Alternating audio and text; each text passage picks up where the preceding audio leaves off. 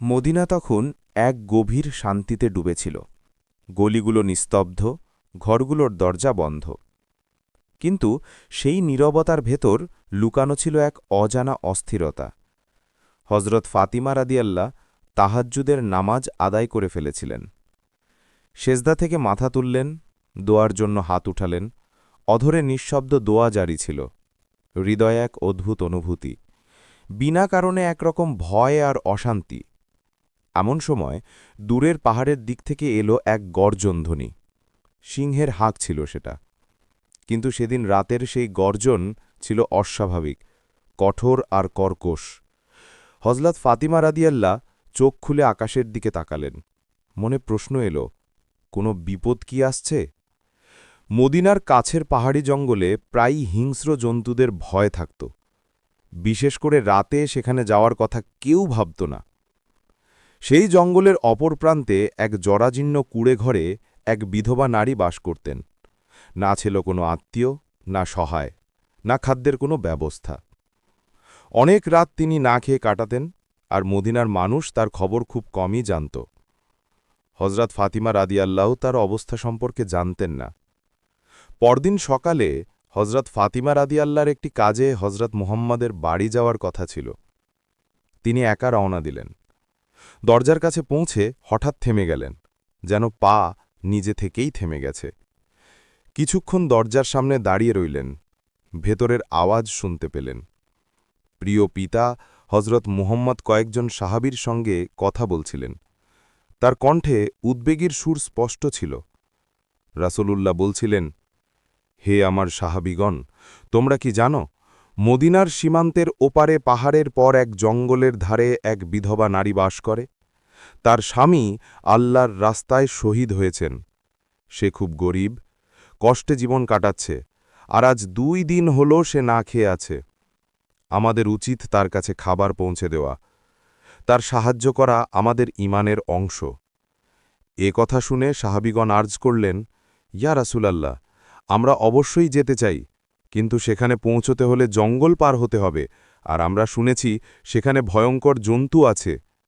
রাসূলুল্লাহ বললেন, ভয় পেও না, ওই জন্তুরাও আল্লাহর সৃষ্টি, তারাও আল্লাহর জিকির করে। যে আল্লাহর নামে বের হয় তাকে কোনো ক্ষতি হয় না। এই কথাগুলো হজরত ফাতিমা রাদিয়াল্লাহর হৃদয়ে গভীরভাবে বসে গেল। চোখ বেয়ে নিঃশব্দ অশ্রু গড়িয়ে পড়ল।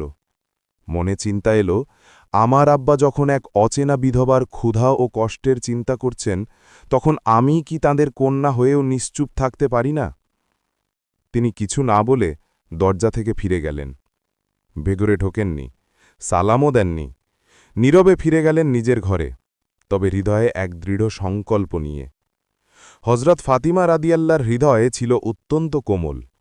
যখন শুনলেন এক বিধবা নারী 2 দিন ধরে অনাহারে, তার বুক কেঁপে উঠল। দ্রুত ঘরে ফিরে চুলা জ্বালালেন, নিজ হাতে 2টি রুটি তৈরি করলেন, সাথে কিছু খেজুর নিলেন। সব খাবার কাপড়ে বেঁধে প্রস্তুত হলেন।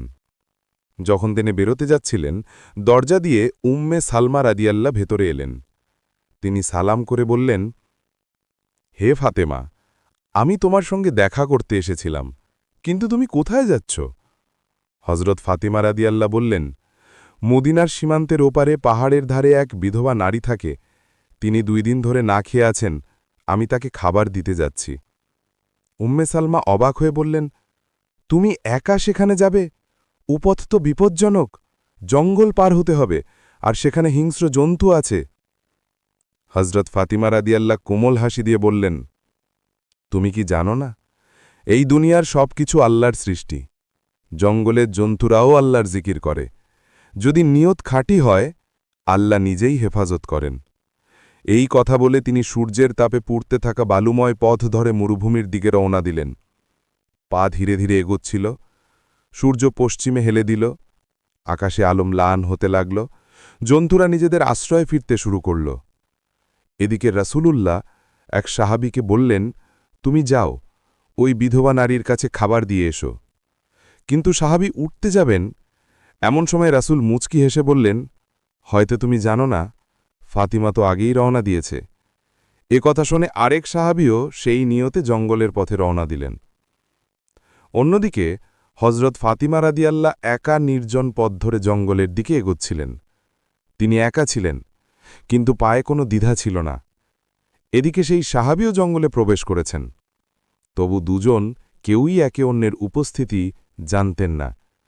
হজরত ফাতিমা রাদিয়াল্লাহর মনে হঠাৎ অনুভূতি হল, যেন কেউ তার পিছু নিচ্ছে। মাটি নিস্তব্ধ, কিন্তু বাতাসে এক নড়াচড়া টের পাওয়া যাচ্ছিল। তিনি থেমে পেছনে তাকালেন। এক সিংহ নীরবে তার পিছু আসছে। সিংহ কাছে এলো, কিন্তু ফাতিমা রাদিয়াল্লাহর মুখে ভয়ের লেশমাত্র ছিল না। তিনি স্থির দাঁড়িয়ে সিংহের চোখে চোখ রেখে শান্ত কণ্ঠে বললেন, হে জঙ্গলের সিংহ, তুমিও আল্লাহর সৃষ্টি, আমিও। আল্লাহ তোমাকে শক্তি দিয়েছেন, আমাকে দিয়েছেন উদ্দেশ্য। তুমি কি জানো না আল্লাহর আদেশ ক্ষুধার্তকে খাবার দিতে হবে? আমি সেই কাজেই বের হয়েছি। আমার পথে বাধা দিও না, বরং যদি সম্ভব হয় আমার হেফাজত করো। তার কথায় যে বিশ্বাস আর কোমলতা ছিল, তা কেবল এক সত্যিকার হৃদয় থেকেই বের হয়। সিংহ থেমে গেল, চোখের তেজ কোমল হয়ে এলো। মনে হল সে হজরত ফাতিমা রাদিয়াল্লাহর কথা বুঝতে পেরেছে।